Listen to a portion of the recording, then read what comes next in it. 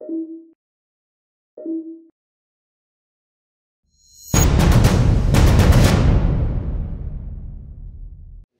bonjour à tous, retour à un format un peu plus connu, le format avec une interview en réel. On fait attention à la distance quand même. Et donc on retrouve Martine pour vous présenter l'outil qu'on a parlé lors du live, diététique, et qui je pense est important que vous ayez tous avec vous dans votre club, que vous puissiez le partager avec les parents et vos élèves, surtout lors de petits rassemblements, de stages ou de tournées par exemple. Donc Martine, ce document là, on le voit ensemble là, après je vous l'afficherai vous en même temps. Comment ça fonctionne? Alors, on a voulu un outil très pratique hein, où vous allez pouvoir vous en servir aussi bien quand vous êtes à l'extérieur que chez vous et où il y a plusieurs entrées hein, avec un jeu de flèches et c'est un parcours en fait. Hein, quand on a choisi l'entrée, la problématique souvent c'est d'équilibrer le reste du repas ou bien quand on ouvre son frigo et puis on s'aperçoit qu'on a telle denrée et on a voulu, Anthony m'a demandé vraiment un outil qui pourrait répondre à ce côté très pratique et en même temps de constituer un repas équilibré. Donc en fait, vous allez l'avoir sous les yeux, mais on va pouvoir juste l'accompagner. Tu as parlé de flèches, parce que la version qu'on a là, c'est avec des flèches. Je pense que moi j'en ferai une avec les pastilles. Alors, quelque chose de très facile, très ludique et très pratique à utiliser au quotidien, avec plusieurs entrées et donc possibilités de constitution de repas. Et on va prendre juste l'exemple, où on va en prendre deux, comme ça, juste pour montrer qu'on est soit sur un schéma type de repas un peu équilibré et puis un autre où on ne se doute pas qu'on pourrait manger équilibré avec des entrées un type charcuterie ou pizza ou autre. Donc si on prend tout simplement je respecterai les couleurs. D'accord, ok. Si on prend tout simplement, si en entrée on consomme une crudité, donc couleur violette. La couleur violette. Donc en plat principal, bon, ça sera une viande, un poisson ou des œufs.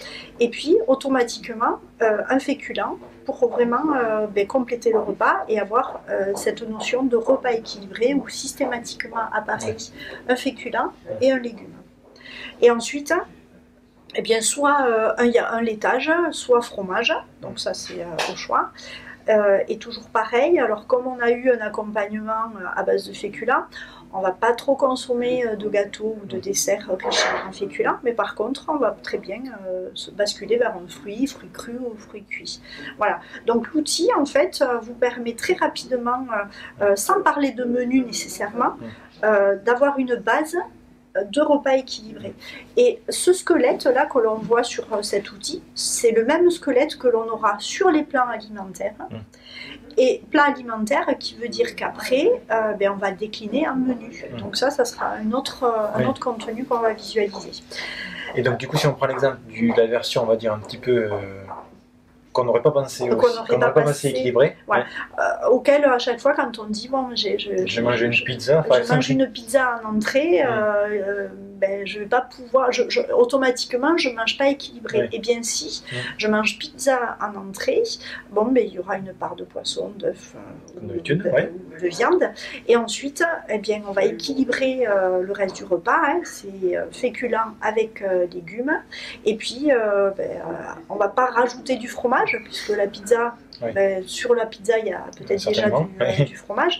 On va plutôt consommer un laitage et puis on va basculer sur un fruit cru ou fruit cuit, et bien sûr pas de gâteau, pas de dessert un peu consistant, donc on reste sur en fait il faut juste comprendre qu'à chaque fois qu'on a l'impression d'avoir fait un petit écart, et bien le reste du repas permet de le compenser, de rééquilibrer, et avec toujours cette notion pour le joueur de tennis, d'avoir une base de féculents systématiquement à chacun des repas. Ça c'est très important, je pense à noter.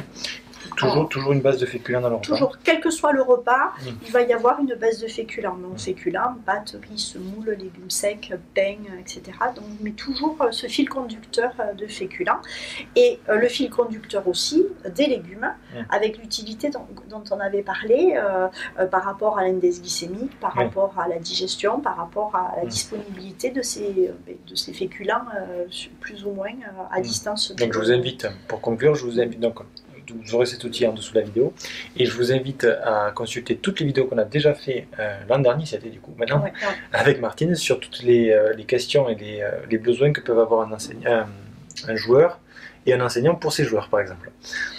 Alors, juste pour conclure aussi, cet outil, il est destiné à être, Anthony l'a dit en introduction, vraiment à être diffusé, parce que c'est la base du repas équilibré. Et il apparaît comme un repas structuré, une entrée, viande, plat d'accompagnement et puis 2 desserts.